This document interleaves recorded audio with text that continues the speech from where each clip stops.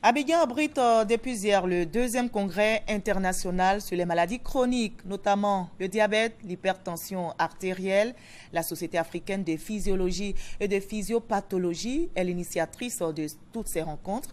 Les professeurs de médecine et les spécialistes de maladies chroniques veulent renforcer les mesures préventives et diversifier les traitements médicaux pour lutter efficacement contre ces maladies. Sarah Bokou, Sèche Kolia.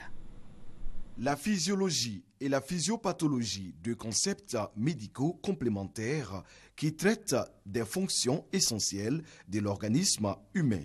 Préserver la santé publique, c'est le thème du deuxième congrès de la Société africaine de physiologie et de physiopathologie. L'un des objectifs de ce congrès va être justement de montrer à quel point le muscle, que l'on croyait être un organe qui ne servait uniquement qu'à l'activité physique, eh bien cet organe est capable de produire par exemple des substances qui vont se révéler avoir des propriétés anticancéreuses. Le deuxième congrès de la Société de physiologie et de physiopathologie est un cadre d'échange, de formation et de mise à niveau des différents spécialistes venus de plusieurs pays. Plusieurs thématiques autour de la lutte contre les maladies chroniques telles que le diabète et les maladies cardiovasculaires vont marquer ces assises qui se tiennent à l'université Félix Houphouët-Boigny d'Abidjan. D'éminents professeurs de physiologie et de physiopathologie qui ont su communiquer avec abnégation et passion